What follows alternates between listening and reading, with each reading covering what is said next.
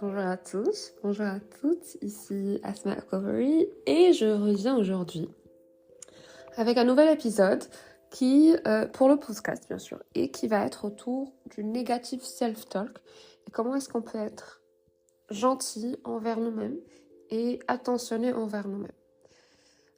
Alors, vous allez remarquer deux choses.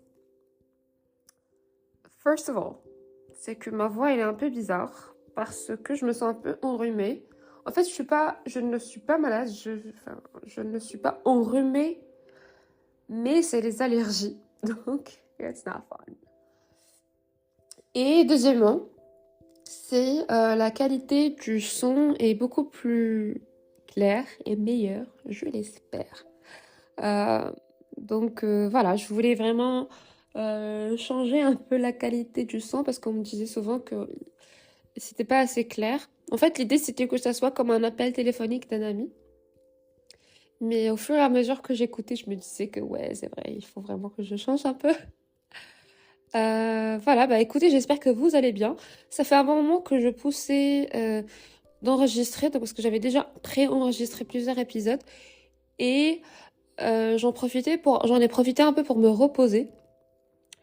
Et au fur et à mesure, il y a les allergies qui ont changé un peu ma voix et j'arrivais pas vraiment à parler correctement sans qu'on remarque comme quoi je suis un peu enrhumée. Ou voilà. Donc, cette semaine, c'était un peu bizarre comme semaine.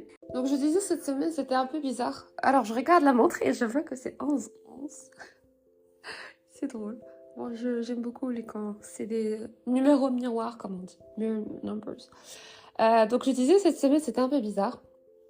C'était très émotionnel et c'était très vulnérable aussi. Et je me suis rapprochée de plusieurs personnes. Donc voilà, je dirais pas plus. Alors, pour commencer un peu l'épisode, je me suis dit que dans notre quotidien, like in our daily life, we always speak badly to ourselves. And we are very negative when we talk about ourselves. But we need to be more gentle and nicer when we speak to ourselves. So you might wonder why negative self-talk is such a problem. The thing is that when we engage in negative self-talk, we are usually telling ourselves that we are not good enough, we are unworthy, or that we are destined to fail, like we are failures. This can actually lead to a lack of self-confidence when this becomes a habit, self-doubt, and in worst cases, it can be depression. Negative self-talk can be also a driver for anxiety and stress, which can hold us back from whatever we want to do and whatever we want to achieve in life. Something that you need to know is that negative self-talk is actually a learned behavior because we do not grow up, or like we're not born to speak badly about ourselves unless it's something that we were thought to do with no conscience, inconsciemment. Et en fait, je me souviens que moi quand j'étais petite, j'avais pas vraiment l'habitude qu'on me dise, ou plutôt d'avoir des pensées un peu négatives de moi-même, etc. Mes parents m'encourageaient. Mais des fois, tu vois, il y a toujours ce prof. Moi, je me souviens qu'il y avait un prof d'anglais qui nous disait tout le temps, à toute la classe, quand on va rien faire de notre vie, qu'on est like failures et qu'on peut rien vraiment accomplir juste parce qu'on n'a pas répondu correctement à l'exercice ou parce qu'on n'a pas répondu à sa question. Et comme j'ai dit tout à l'heure, this can be a learned behavior because we grow up with parents. We can grow up with, like, some people can grow up with their parents that can be very critical or very perfectionist. So like, if you don't have a good grade, it means that you are a failure and you are destined to be a failure in the future. So when we keep getting those kind of messages and like words, it kind of become our usual or like our daily routine. I don't know exactly the word, but like in French, it's ça devient notre quotidien. Et it becomes our own reality when talking and having a negative self-talk from our parents or like from our environment to ourselves. So it becomes like not only natural to us to speak badly about ourselves. And over time, this can deeply be ingrained and be very, very difficult to get rid of. So you or me might ask the question of how can we overcome this? How can we overcome having a negative self-talk? Donc je disais cette semaine c'était un peu bizarre. Alors je regarde la montre et je vois que c'est 11-11. C'est drôle. Bon, j'aime beaucoup quand c'est des numéros miroirs comme on dit. Mirror numbers. Donc je disais cette semaine c'était un peu bizarre.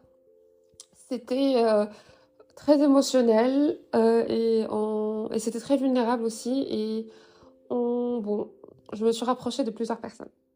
Donc voilà, je dirais pas plus. Alors, pour commencer un peu l'épisode, je me suis dit que dans notre quotidien, like in our daily life, we always speak badly to ourselves and we are very negative when we talk about ourselves. But we need to be more gentle and nicer when we speak to ourselves.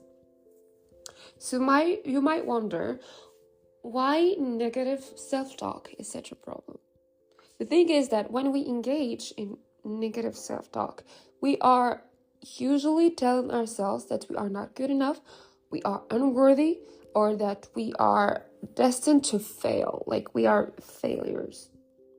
This can actually lead to a lack of self-confidence when this becomes a habit, self-doubt, and in worst cases, it can be depression. Negative self-talk can be also a driver for anxiety and stress, which can hold us back from whatever we want to do and whatever we want to achieve in life.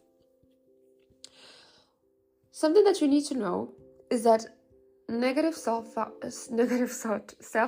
is actually a learned behavior because we do not grow up or like we're not born to speak badly about ourselves unless it's something that we were thought to do with no conscience, inconsciemment. Et en fait, je me souviens que moi quand j'étais petite, j'avais pas vraiment l'habitude qu'on me dise, ou plutôt d'avoir des pensées un peu négatives de moi-même, etc. Je m'encourageais, mes parents m'encourageaient.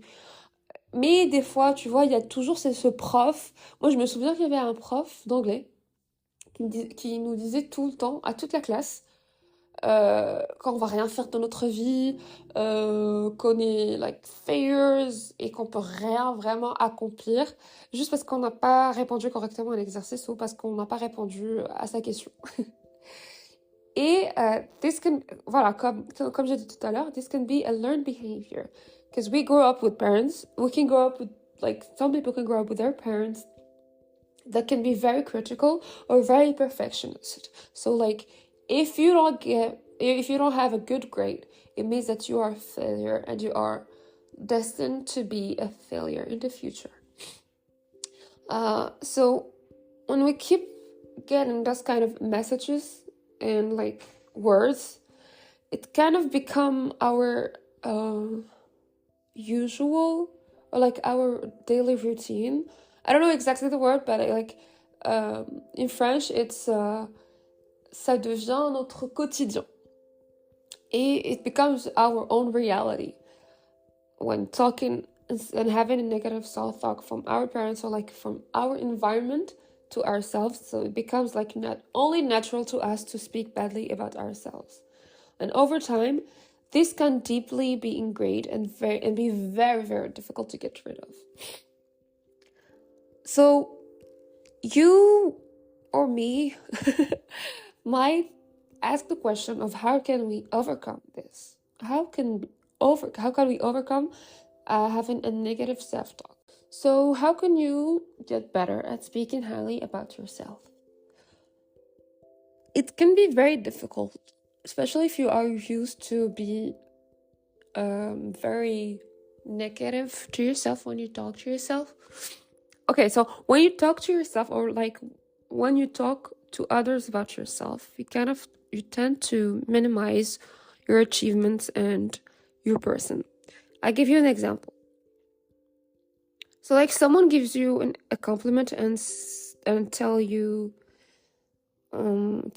that you did a great job with this presentation, or like you look very nice today, and okay, this is going to be the exact response that you would say. Oh, I've practiced a lot, it's no big deal. Or like, oh no, I screwed it up, like it was horrible for a presentation. And if someone if they tell you that you look good, you'll be like, oh, this is very old dress. Like, are you sure? Like, I'm not sure if this looks good on me. Like, it's not really my style. Instead of saying that, you can just say, oh, thank you.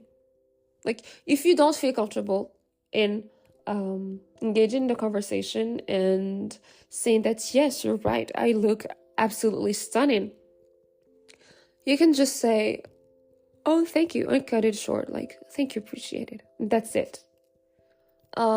It's like you're training your mind to accept compliments and to own them. Bon, avant moi, j'avais pas vraiment... En fait, quand on me faisait une présentation, j'avais tout le temps tendance à dire « Ah, c'est vrai, t'es sûre? Je suis pas vraiment sûre. » Ou quand je porte une tenue ou voilà, où je me sens bien dedans. Et l'instant où on me fait un compliment, je me retracte. Je me retracte et je dis « T'es sûre? » Bon, en fait, je sais pas, ce moment-là, ça me grossit un peu, ou bon, je l'ai eu en solde, ou voilà, au lieu de dire merci, en vrai, j'aime beaucoup, je me sens bien dedans, ou c'est vrai, t'as raison, j'ai été trop forte dans la présentation, j'ai vraiment tout géré. Et en fait, rewire your mind. Et il faut pratiquer la gratitude. Et ça, c'est le moyen aussi, c'est aussi un moyen d'avoir des pensées positives et se concentrer aussi sur nous-mêmes. Et comment est-ce que vous allez faire ça? C'est facile. C'est, en fait, vous prenez un papier, un stylo, un papier. Un stylo, un papier. Vous prenez un stylo et un papier. En fait, qu'est-ce qu'on dit? Vous prenez un stylo d'abord et un papier, ou vous prenez un papier et un stylo? Je ne sais pas. Je m'égare. Bon, donc, on a l'habitude de dire vous prenez un stylo et un papier. Voilà, vous prenez un stylo et un papier et vous écrivez tout ce dont vous êtes capable, toutes vos capacités, tout ce qui est positif en vous-même, vos forces. Évitez d'écrire vos faiblesses, en fait. Toutes vos forces, et vous vous focalisez sur ce genre de choses. Donc vous allez devoir les identifier et les prendre en considération. Comme ça va vous donner plus de force et plus de confiance en vous-même pour parler positivement de vous-même. Et là, je trouve que c'est très intéressant, c'est un exercice assez intéressant à faire, qu'on n'a pas l'habitude. En fait, est-ce que vous vous souvenez, si vous avez fait du marketing, est-ce que vous vous souvenez le SWOT? En fait, au lieu de faire un SWOT négatif et positif, vous faites un SWOT positif. Seulement la partie positive. Vos forces, en fait, alors un SWOT, c'est force, faiblesse, opportunité et menace. Vous allez... Reviens à l'école, là. En fait, vous allez écrire toutes vos forces et toutes les opportunités qui vont se présenter à vous, ou les opportunités que vous présentez aux autres. Et là, c'est un exercice très sympa à faire. Du coup, moi, j'avais déjà fait. Et ça a vraiment marché. Et en fait, c'est un peu comme... c'est un peu comme quand vous faites un journal. Pas un journal intime, mais quand vous faites le journaling. Et donc, vous allez écrire toutes vos forces et I am grateful for this, I am grateful for that, I am strong, I am enough, I am a good friend, etc., etc. Et là, ça va vraiment vous aider beaucoup. Et en fait, je pourrais même pousser à dire que vous